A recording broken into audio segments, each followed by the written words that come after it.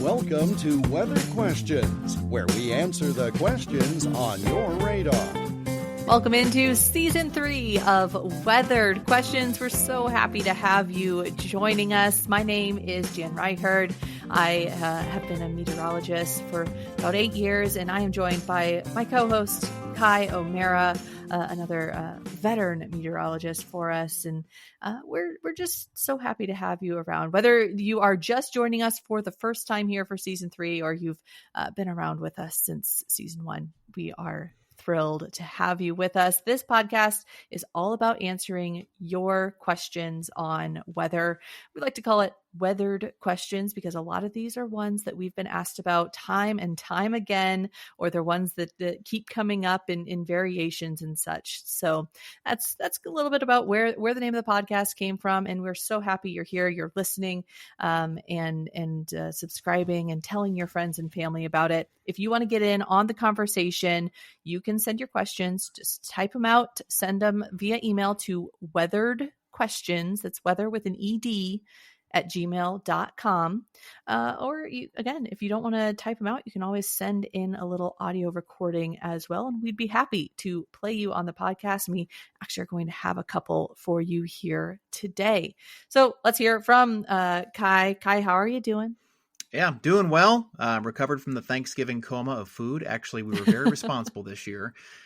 We ate all throughout the leftovers, all throughout Sunday night. And we're in a pretty good position right now. Didn't have to freeze anything, which is kind of rare for us. So we actually paced ourselves pretty well. But as you mentioned here at the top of the show, we have had some folks during the holiday that apparently picked up this program and listened a lot because we've got questions that are coming in, and these came in weatheredquestions at gmail.com.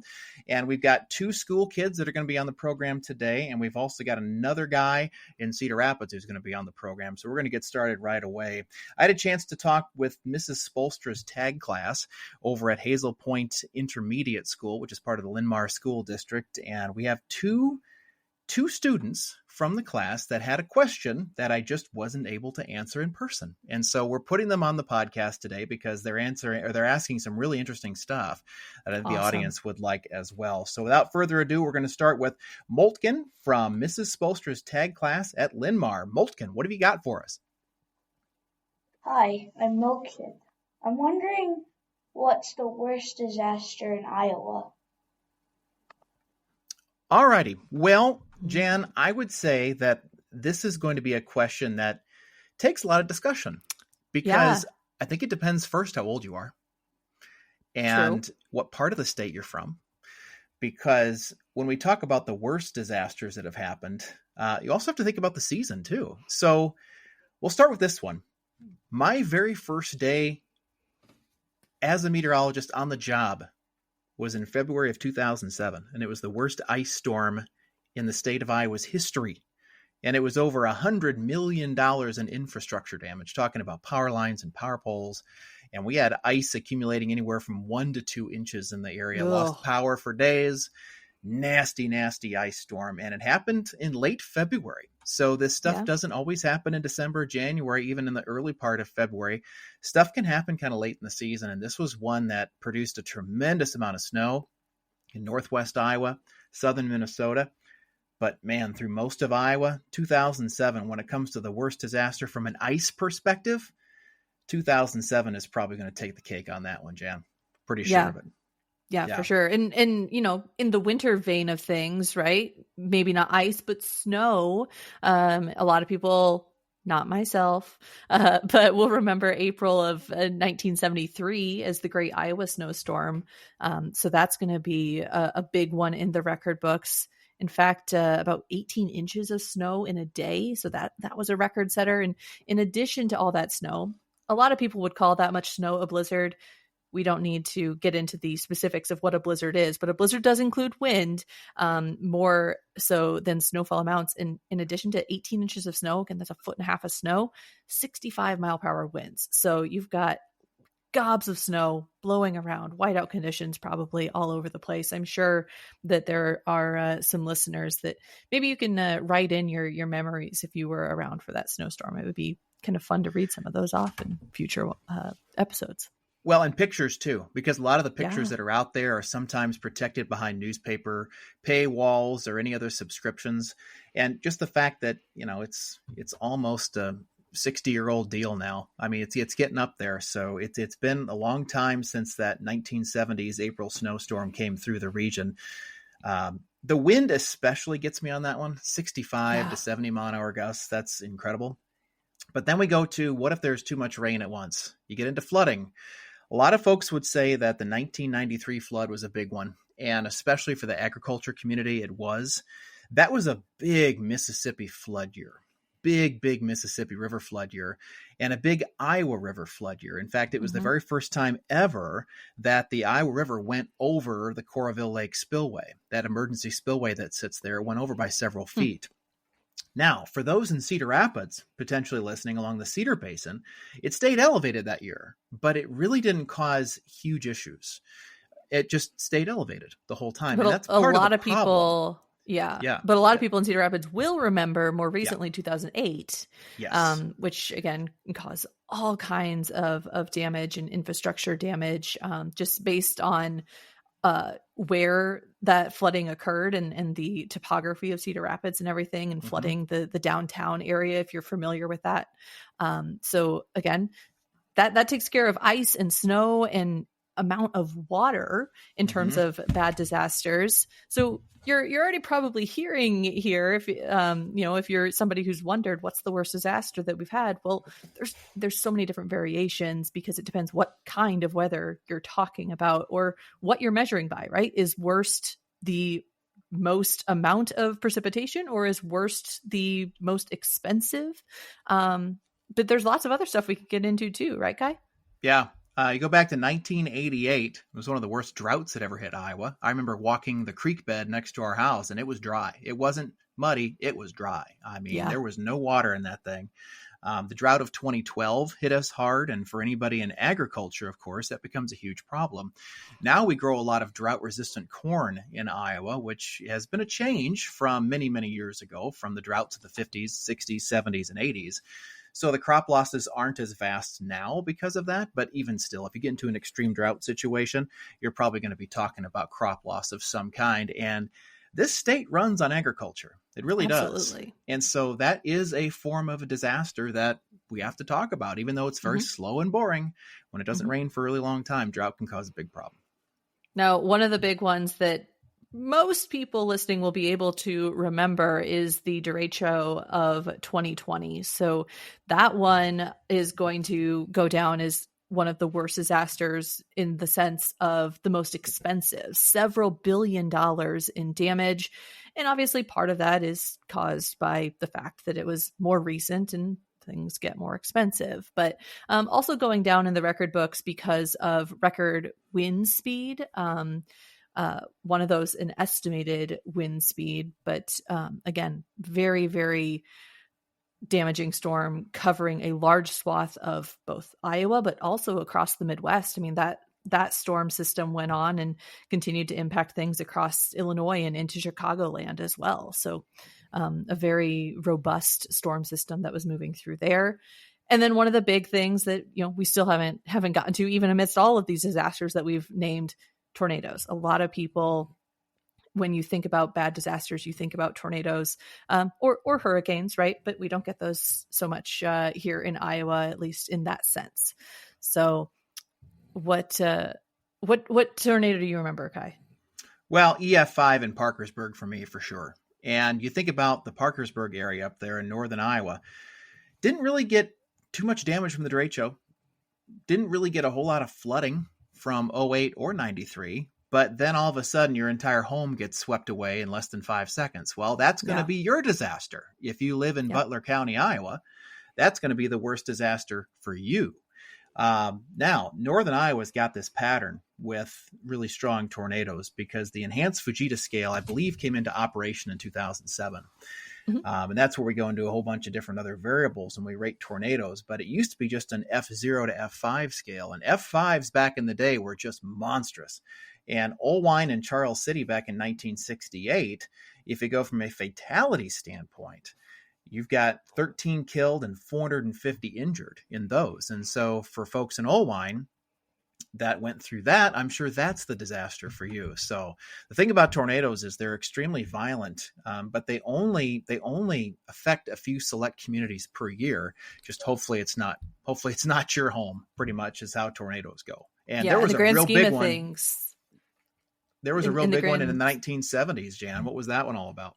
Yeah, back in the 70s, the Jordan tornado, and I know it impacted other areas, but the reason we refer to it as that one is the town of Jordan, which is in central Iowa. If anyone's familiar with, the Ames or Boone area, right there along Highway 17, the town essentially doesn't exist anymore. I mean, there are still some houses and a grain elevator there, for, again, anyone familiar with the area, but town just essentially got wiped out. So again, depending on how you're measuring this worst disaster, maybe that's the worst one, because a lot of these other towns were greatly impacted, not to diminish that by any means, but this town essentially got wiped off the map. Everyone, moved to Boone or moved to Ames or a bigger town nearby and didn't end up rebuilding. So that also a very notable Iowa disaster. So we've had our fair share of intense weather, big storms, impactful, notable storms,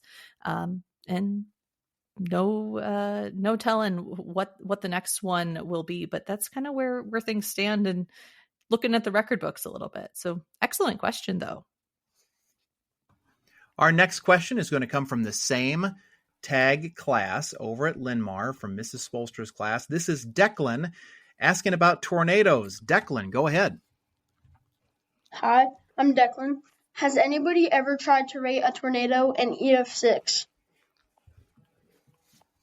EF6, the classic question, right? Are we going to add to the scale, or has anyone ever rated it? Well, nobody has ever rated an EF6 because it just doesn't exist for us at this point.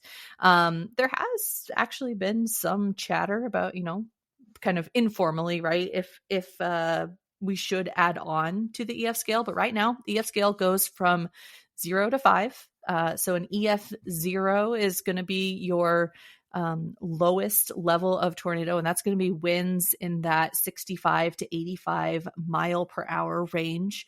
As you go up to a 1, it goes up to 110 miles per hour, an EF2 up to 135, an EF3 165, an EF4 all the way up to 200, and then an EF5 is greater than 200 miles per hour. So yeah, there is a very large range of wind, but at this point, we haven't added on to a higher level of that, simply because we really haven't needed to. There have been some, EF5s that have been very monstrous and very damaging, but those estimated wind speeds, for lack of a better description, just haven't needed to be into another category. So that's just kind of where the tornado scale stands at this point. As Kai noted earlier, that EF scale was actually introduced in 2007. So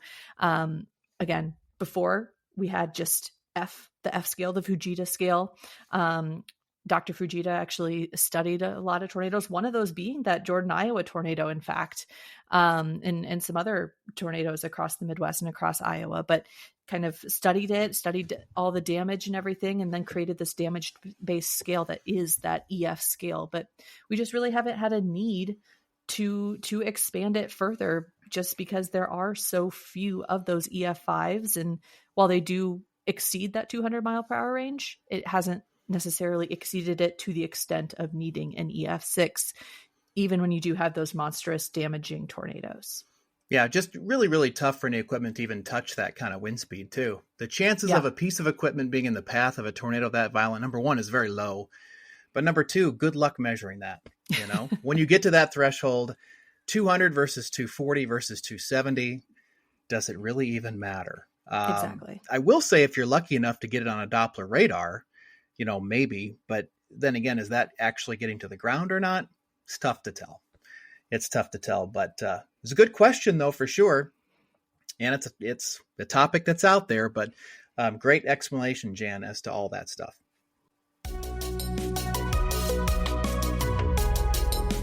Today's trivia question. All right, we love talking severe weather, but let's move on. Let's chat a little bit about what has been going on around us here recently, as it is December. Let's talk about winter weather. So today's trivia question is true or false, and we want to know, if you know, do automated weather stations take snowfall measurements? True or false? Automated weather stations take snowfall measurements. Give you a couple seconds to think about that.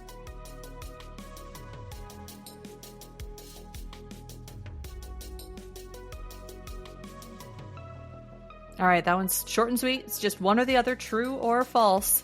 So the answer, automated weather stations take snowfall measurements, is false. So a lot of people, we get this question all the time, Kai. We got it a lot while we were in the broadcast world. People wanting snowfall measurements immediately, right away. And you know, why aren't you reporting all these snowfall measurements? But how much for my town? How much for this town? Well, the truth of the matter is, if people aren't sending in those snowfall totals, we don't say it just because we're nosy, because we want people to interact with us. We say it because we literally don't have snowfall measurements if people don't send them in. Right. Absolutely right. It's just the truth of it. Yeah, and the thing about it too is also, you know, the question that I would get, and still kind of perusing social media, you see it around, and you'll see somebody who's a resident of a city, and they'll ask the question, how much did this city get? Yep. You're in the dang city. Go outside and look and measure it. I don't understand why that there is sometimes an obsession over what the official total is, when in reality, your official total is what's on your back porch. That's what it is. Well, it's that's just the amazing truth, right? to me. Right. Even in a town like Cedar Rapids, in a town like Des Moines, Yeah. if I say, okay, the official snowfall measurement is 4 inches, well, part of Des Moines may have gotten 3, and part of Des Moines may have gotten 5 or 6. That's just that's how snow works. Right. And the other part that I love is when people ask that, and then they say, well, I don't think so. We definitely got 5. Well, again, then you know how much you got. Why are you asking? Yeah. Well, and the other term about this that comes into play, because again, automated weather stations here in Iowa can't really get this job done. They do have some special mountain weather sensors with like pillows and stuff, but we're not really talking about that here on this program. But snowfall versus snow depth. There's a huge difference between the two.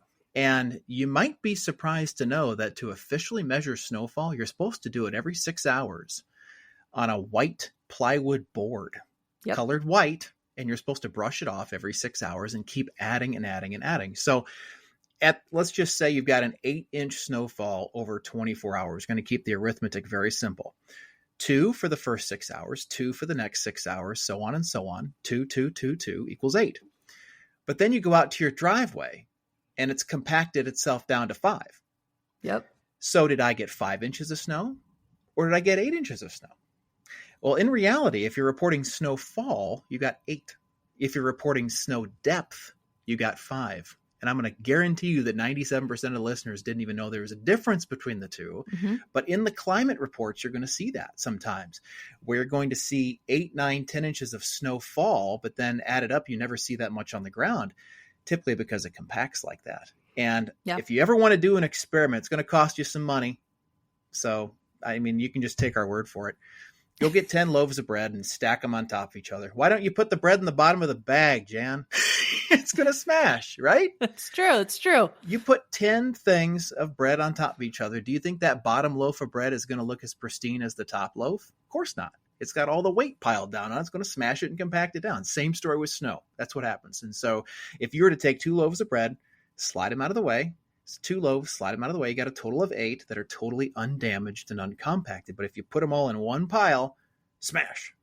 There you go. And automation can't possibly figure that out, at least for the Midwest. The mountain sensors are different, but at least for the Midwest, there's no good way to do that.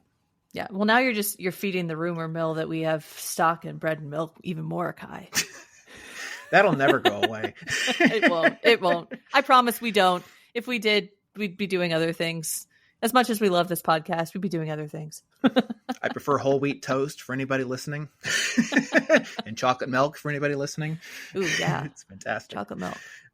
Well, we've had more and more questions coming in, and we appreciate this, especially given that we took the holiday weekend off, and really hope you had a great Thanksgiving with you and your family as well. We've got another question coming. This is going to be one that we're going to have to read here.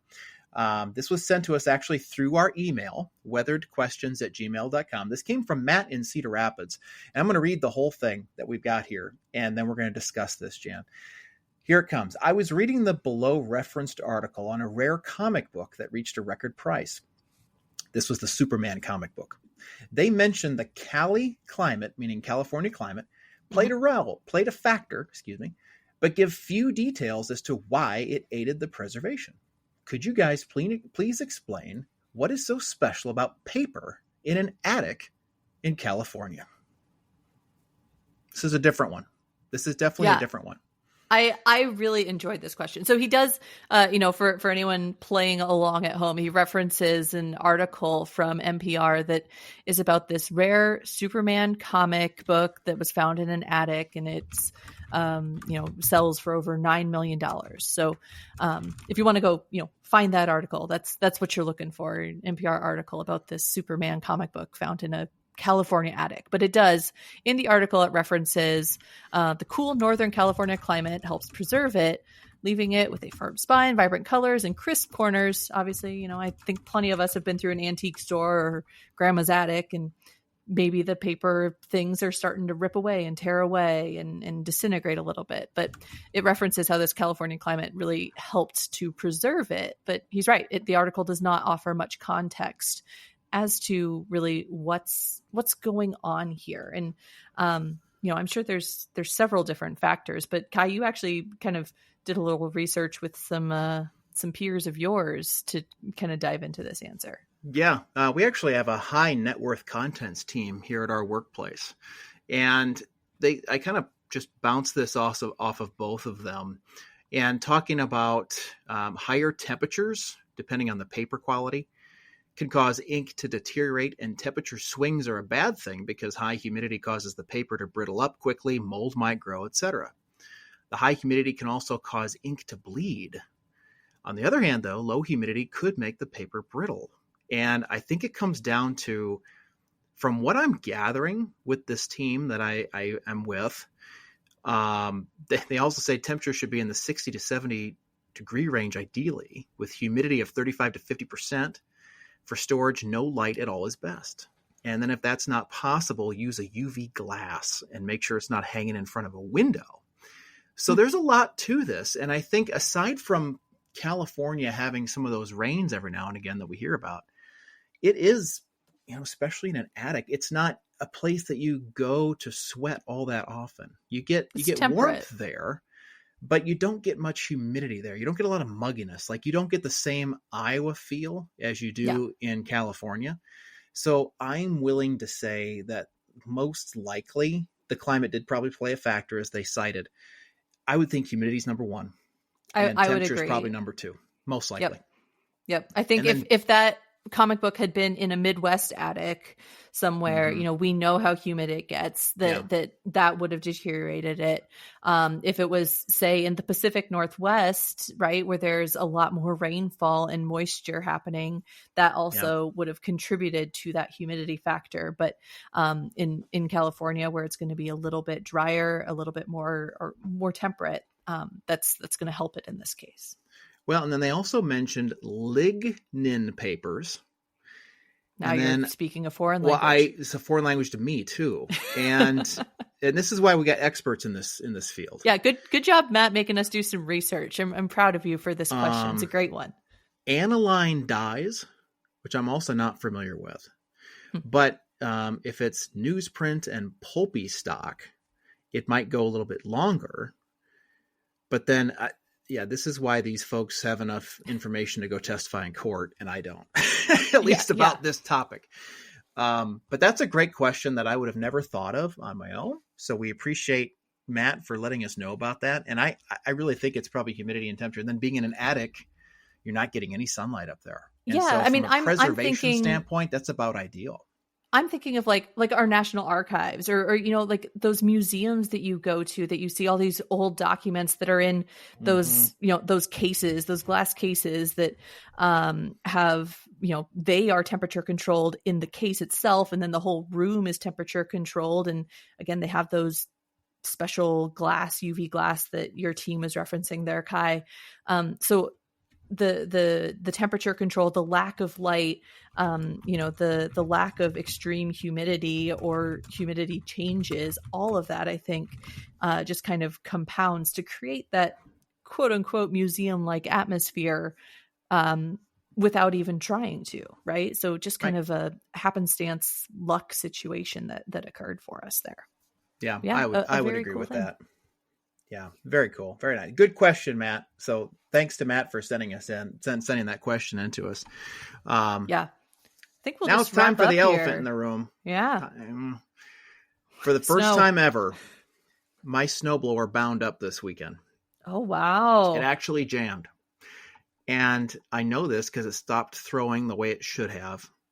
And I've never seen that happen. Like, why can I not get down to pavement? What is going on in here? And it had bound up inside the auger. And then my neighbor, he broke 2 pins on his. And he's never broken pins on his. And so that gives you an indicator of what the snowfall was like in Iowa this past weekend. Heavy, wet. Yeah. November snow. And it was a record. Right, Jan? Record. Yeah. And normally, back to that bread analogy, when you get that wet, heavy snow, normally you're not setting records. That just goes to show, because all that heavy, wet snow compacts down and pushes down on the snow under it. But we set records. Cedar Rapids breaking an over 100-year-old record, 9 inches back in 1893. We are still waiting some official snowfall totals on some of these storms, but definitely breaking that record in the Cedar Rapids area. Dubuque, their former record was 11 inches, I believe, back in, or snowiest day, right?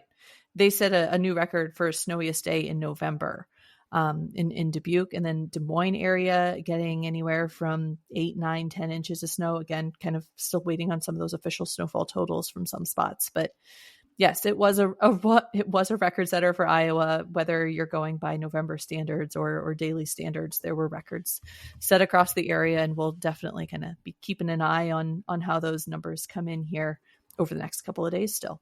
Yeah, it was really something to see that happen. And then all the modeling just kind of congealing as that event came together. You're like, oh my gosh, we're actually going to get hammered by this thing. It's actually going to happen. It was very impressive. I'll tell you that this week, so my youngest daughter and I went sledding, and we enjoy sledding quite a bit. And I feel it. Let me tell you what, I feel it. I feel it more in my arms than I thought, actually. And part of that could be from snow removal, but it's a lot of work to push yourself up off the ground every time you crash and every time you go over the drift. And what we did is we discovered there's about a 4-foot drift back behind the house and over by the sledding hill, and we turned that into a ramp. So we would successfly catch air every time. So you feel more in your arms than I was going to say. My butt would hurt. Yeah, my core, my legs, my knees. Just from but it was great exercise. It was awesome. And then just going out there and having fun with her out there. It was fun to see, fun to do. And we barely got a chance to sled at all last year. So we had a nice early start here this year. Fun. You got it. It was really good snowball snow too. It was really awesome. Well, we've made it to another half hour, and we appreciate you sticking through seasons 1 and 2. This is the debut episode already of season 3. We've been doing this together, Jan, for almost 6 months. We started this back in June. It's wild. Yeah. It's just a small little idea to discuss a little bit of weather, and this thing has grown and grown, and it's been fantastic. And we encourage all listeners to submit your questions, even the most off-the-wall questions. There's something we've probably heard before, and we're very curious to hear what's on your mind. We want to know what's on your radar. Again, you can email us your questions to weatheredquestions@gmail.com to join the conversation. Until next week, stay safe.